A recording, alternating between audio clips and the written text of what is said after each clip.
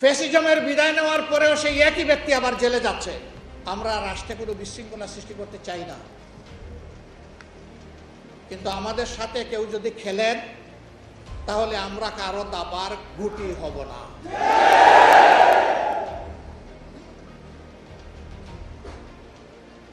কেউ আমাদের সাথে খেলবেন এটা আমরা পছন্দ করি না। শুধু আমাদের সাথে না, এদেশের একজন নাগরিকের সাথেও যেন কেউ খেলাধুলা না করে।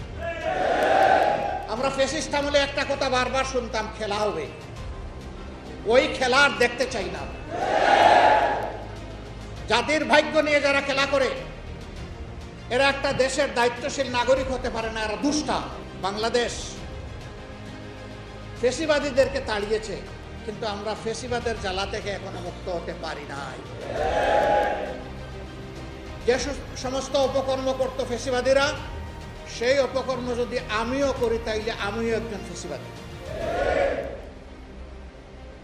আমরা বারবার অনুরোধ করে বলেছি, দয়া করে শহীদদের রক্তের প্রতি সম্মান দেখান, দয়া করে আহত পঙ্গু ভাই বোনদের প্রতি সম্মান দেখান।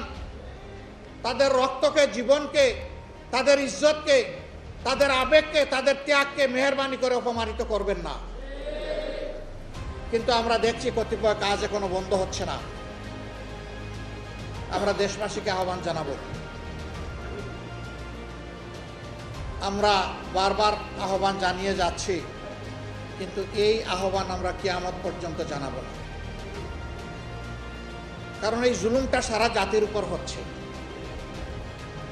ঘাটে ঘাটে যে চাঁদাবাজি হয়, এর কারণে প্রত্যেকটা দ্রব্যের মূল্য বহুগুণ বেড়ে যায়।